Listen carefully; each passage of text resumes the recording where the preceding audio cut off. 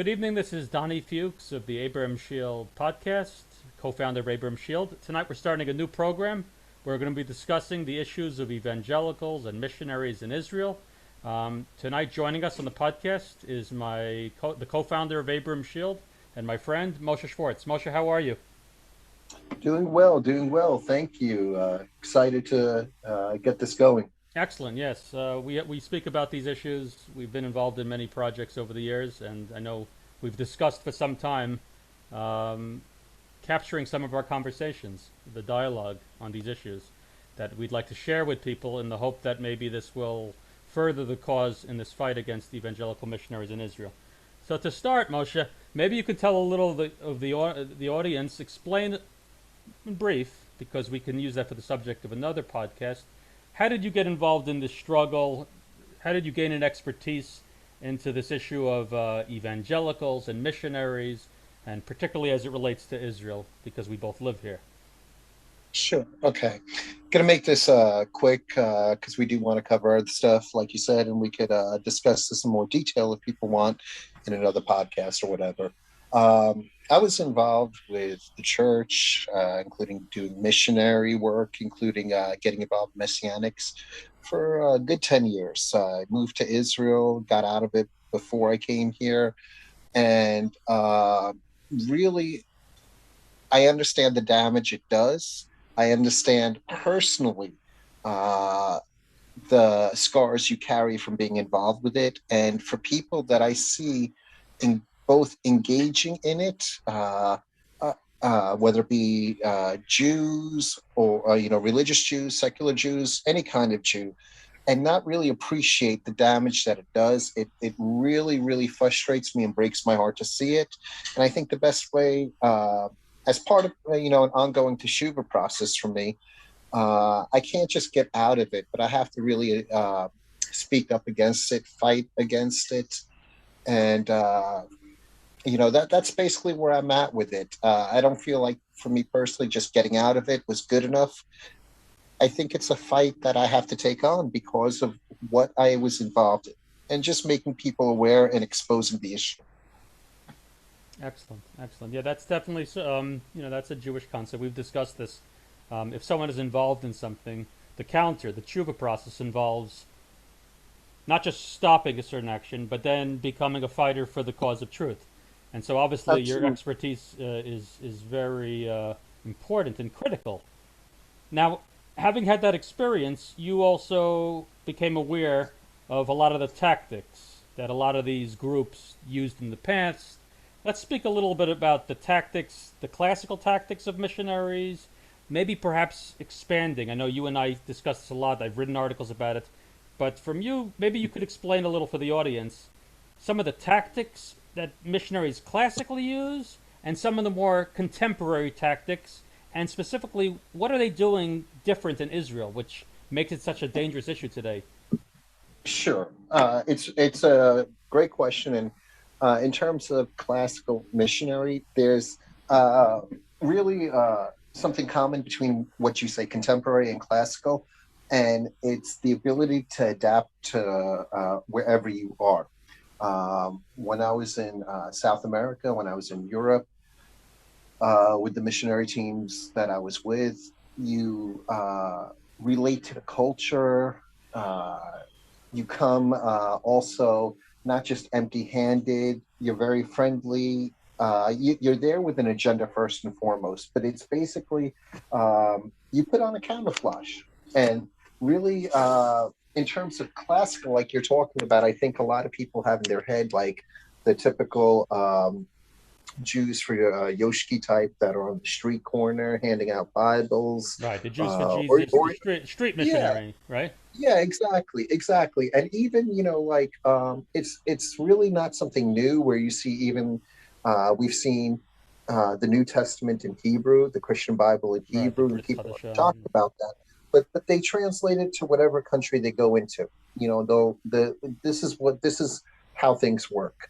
Um, I think one thing here in Israel and just in Jews all over the world, but more so you see it stronger in Israel, where they really try and put on the sheep's and the wolf in sheep's clothing, getting into terminology. Many people have spoken about this, using Jewish terminology, trying to be careful with their wording, catchphrases, and it's been said ad nauseum. And like you've said, you've written many great articles about this as well as other people. Instead of saying this word, say this word, Right. Instead of chew it up a little bit. The right. Don't use the problem is, term is cross. Use tree of life.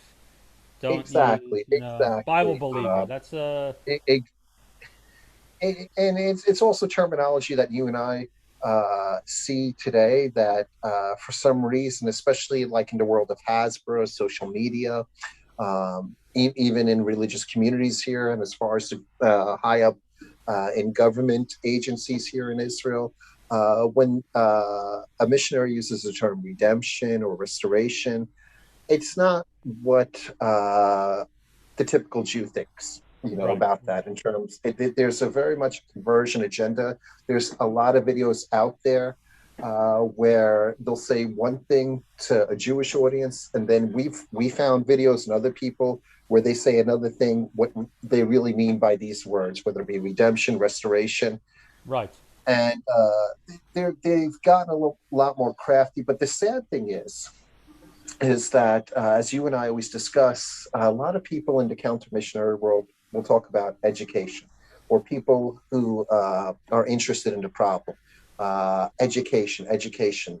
As you and I have seen, and a lot of people have seen, you have some of the most educated Jews, even rabbis, that are involved with these missionaries. I think So let me the just for the education. audience, if you could stop for a minute. When you're talking Mhm. about the specific rabbis and Jews, religious Jews that we're seeing getting involved in, we're not talking about Jews. We need to make this clear because not everyone has uh, a nuanced understanding of this whole issue. When Yeah, we're not talking about rabbis who are joining these missionaries to be missionaries.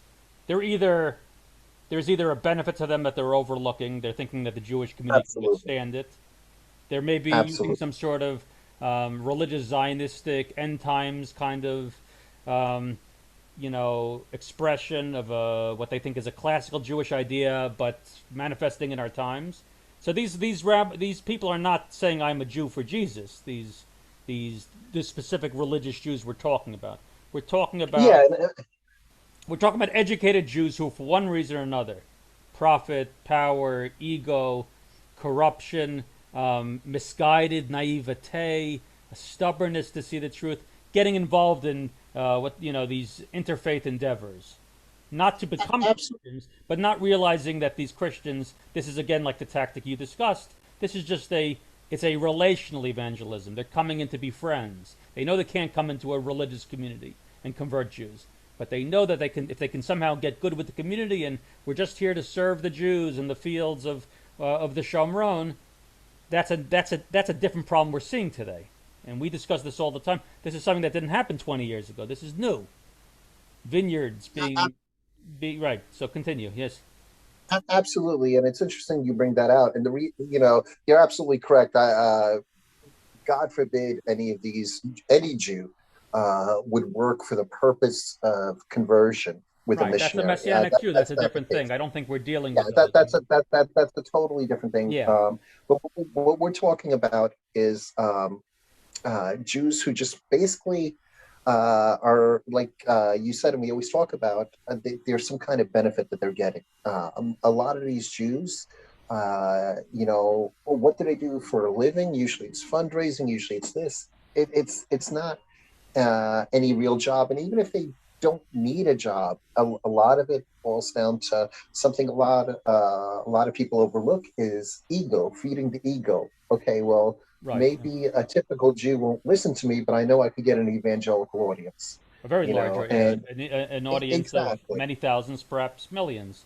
Um, exactly, and just to explain for the audience, we've written and addressed and discussed ad nauseum the agricultural missionizing that they've come for the last 15 to 20 years, most notably Hayovel Ministry. Tommy Waller and his family, they've created this lucrative business under the pretext of absolutely, pilgrims harvesting and saving Jews' money. Now, again, we always discuss why can't Jews do these jobs? There's a need for jobs, the Jewish dignity, but there's also the halacha question, and there's also the fact that they're being duped because these Christians now have planted their feet in a way that they never could have before into religious communities, most notably Har Bracha and Rabbi Melamed. That's been their headquarters for years, and they've been a template of this other kind of evangelizing, this friendship evangelizing, relational evangelism. Could you speak a little bit about relational evangelism to get Yes, yes, religious or traditional Jews, not to get the vulnerable Jew? And this also speaks of the issue of education you brought up. It's not just education sure. because they can infiltrate religious communities because Well, they expose a need, an economic or perceived need, real or imagined. So speak a little bit I, about relational evangelism sure. and the problem I, of relational evangelism in Israel specifically today. Absolutely. And before I get into that, I want to bring out a point since you brought up Hayovel and Harbacham.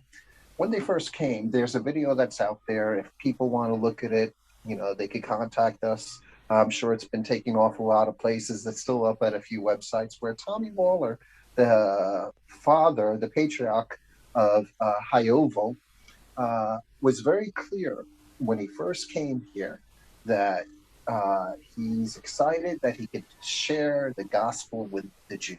That's a missionary. Yeah, share Now, this again, Jesus that we know, and we'll leave a link to this exactly, video when we where we post this podcast. We're going to embed some links that people can see absolutely, Tommy Waller in his true words early exactly. on before he was coached by Jews. And this is the education that Jews don't want to look at. A lot of these Jews that are involved with Hayovel say they never came here with an agenda. The problem is the sanitization and mainstreaming of organizations like Hayovel, Right, where Hayovel. they're now accepted in the Knesset Bible studies and all this other stuff. But going back to what you were asking me about relationship evangelism, it's my experience in on the other side, so to speak, is uh, one reason the missionaries are so good at what they do is they don't just go after anybody. They look at specific targets, and whether it's an emotional need that's lacking, financial need, whatever the need might Exactly. be that's not getting filled, this is where they come in and they focus on that. For example, like you said at Harbor Har, free labor. We're coming here as your friends, giving you free labor, We're blah going to blah blah, atone all for this our other stuff. sins, right, against the Exactly, Jewish and people. No one's every, asking for your atonement, but that's what they well, say. well, the interesting thing is with Hayovel, when they first came here, with that message they first came that they came out with that we just spoke about, they weren't on the higher echelon. Now that they are, okay, they have underlings.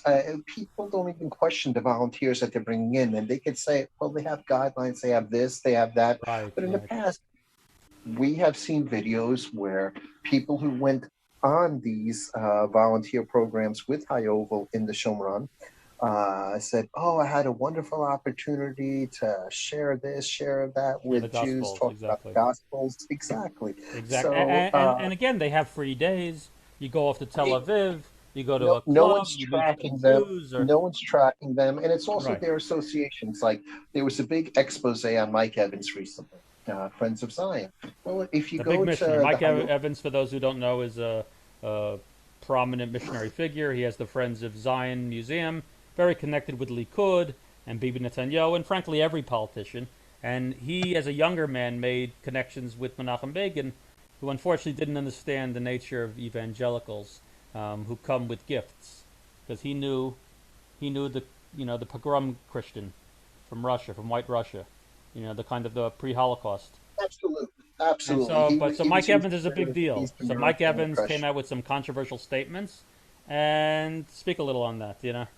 Okay, and so basically, High Oval is still promoting them. Friends of Zion has been exposed many times over as working with missionaries. They are a missionary Mike organization, Evans. I mean, it's and not. You can find and very blatant stuff. He's not.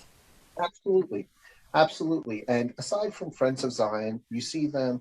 I think it was a year or two ago at the Brahms Center, which also has been exposed even in places like whether it's Arut Sheva. which we'll get Right. into Arch another time. But there's a lot to get into with that. The Brahm But Center, for those who don't know, the Brahm Center is a messianic teaching. It's a subsection of Fruits of Zion, I believe. Correct? First Fruits of Zion. First first fruits is FFOZ. First Fruits of Zion. yeah, Boaz Michael. and He's a yes, missionary, Boaz Michael, and the Brahm Center is like a messianic yeshiva, so to speak. And absolutely. we did an expose. Like again, I think it was either not this past Yom Ha'atzmaut, it was a year earlier, and Year earlier. Hayovel during COVID had an online symposium, and they had certain religious Zionists who shall remain nameless now, but there were participants in it. And at some point in the podcast, after the Jews were speaking, they announced, and thanks to the Brahm Center, this known Messianic center, for letting us record from their studio. And again, here it shows this was the Hayovel that supposedly did tshuva, that Tommy Waller spoke to Rabbi Malamed, and I was mistaken years ago. Why would you be recording and praising and telling people to check out First Fruits of Zion, a known missionary organization? The list really goes on and on for Hayovel. Even recently, they were at the Jerusalem prayer breakfast, and people like who's been exposed in the media, including by Tovia Singer, Bishop Plummer. Why would you attend an event if you claim not to be a part of that world? Even if you are a Christian, I don't have a problem per se with a Christian who leaves us the hell alone. Okay, but you're now associating with a specific group of people where you have Bishop Plummer, and this was recently at the Jerusalem prayer breakfast that they had. Exactly. Again, And they're doing it every year. Tommy Waller will say something like, "I repent for from 3 years ago. the I repent from I didn't yeah, know when I. It's always a repenting, and so you always have to find from the past yeah, forgiveness. the interesting thing about his repentance, it's about the Holocaust. And, Yeah. quite frankly, that's very insulting for us as Jews. We weren't a part of that. You could say that, okay, the writings of Martin Luther, but It's a first straw of all, man. Tommy It's a Walker, straw man. They yeah, go, oh, and they go, it's a and people straw like man you and argument. I, who, when people speak to us, we're actually very reasonable, thoughtful people who will have a discussion with Absolutely. any reasonable person. But The interesting thing they is try to about demonize us, and part of the reason is because we see through the nonsense. And what they do is they go, oh, we even understand people like from Abraham Shield. They just Hayovel will say this. They'll say they don't understand that we're not those Christians. And again, what you're saying, they think that we apologize for it. And you and I say, you, Tommy Waller, grew up in America. You don't have to apologize to the extent that you're living as a normal, decent person and not perpetuating anti-Semitism. You don't have to apologize what some bad people did before. But what we're upset about is your spiritual war on us. absolutely. The funny thing is as far as I know, Tommy Waller was never a Lutheran even. Right. But it's So more I mean, just the yeah, general Christian of crusade course, as an umbrella. As an umbrella. Remember, the Catholics are not known today for their evangelizing, but it wasn't that long absolutely. ago. Of course, they were the sword, if you will. Um, But yes. this is also how you know Tommy Waller also presents himself as this good old boy from the Southeast. Listen, I'm from the Southeast, and I was from the same territory that he came from, and in fact, we know a few of the same people, Tom. Right, Okay, exactly. Don so, Finto, prominent it, figures in the missionary movement and who stay very I close to him today. understand. I understand how you think, and I understand where you got your thinking from, where you started, and the interesting thing is like people say they know Tommy Waller. Tommy Right. Waller lets you know what he wants you to know. Exactly. What do you know about Again, Tommy Waller? Did typical you know him missionary. 30 years Typical ago? Do you missionary. know? Did you know him when he was first getting into the Messianic movement? Did you know his agenda for coming to Right. Israel? Have you Now, he'll seen say these anything he videos? Are wants. you aware of the Yeah, information? yeah. He'll say anything he wants. And, at this point, because he's been doing this volunteer work, which again has an agenda, and you know what? He's not going broke from it. He's not sacrificing for it anymore. I believe they have like a $1.5 million retreat somewhere in Become Missouri. very profitable. It's become very lucrative. At one point, we saw like 5% of some of the wine sales goes to High Oval. Exactly. And we have screenshots of that. If anyone's interested, just feel free again to contact us. It's not just that we're saying things. Anything we're saying, we have stuff to back it up. Unlike a lot of people who will make accusations of everything, and it happened, if you have an accusation against us, for example, by all means show some evidence with the accusation. If we did something wrong, we have no problem righting a wrong. We Show us have the no evidence. problem We have all the evidence. addressing anything. Here, Moshe, In I the don't want to cut meantime, you off, but we're Mhm. on Zoom, and I don't want us to suddenly lose this, to be bounced off this room after the mark. So Sure, let's maybe wrap it up so we don't keep these things. We want to keep a nice, relatively short absolutely, podcast for the sure, audience. What kind of things sure. would you like to discuss next time as an extension? I think next time, because we're building a foundation right now. We're rebuilding a foundation of, the idea of the problems with evangelical missionary problem in Israel from all angles. I think next week, what I've seen in the past few years that we have discussed, that you have seen, and a few others, is anyone really fighting this? We see some people who claim to be counter missionaries, anti missionaries, whatever. But what are they really addressing? Is it the same rhetoric? Are they even getting into anything specific? Is it generalizations? So that's a They, great topic. I think we should definitely take that up, and we'll yeah, discuss yeah, tactics, failed tactics, what we believe are some options, absolutely, suggestions from absolutely, the audience that might want to reach out on the Abraham Shield Facebook page or Twitter, absolutely. Abraham Shield, and we'll post all the links embedded beneath the podcast when we share it, and that would be a great way to discuss the fight, the important fight, I and different tactics. So I think absolutely. we'll I call think it that we'll call it the end of this first session. A good introduction to many people who may have not have read our stuff and heard of us and our work and our discussions on this, and we hope to generate new conversations that are constructive in identifying this problem and in combating this problem. And that includes also speaking to the absolutely. Jewish audience and saying, "You want to really fight? How do you fight?" And we'll I, offer some I of our if I suggestions. if I could say one thing really quickly, Yes, then close it out. And we're going to get into this a lot more, I think, next week.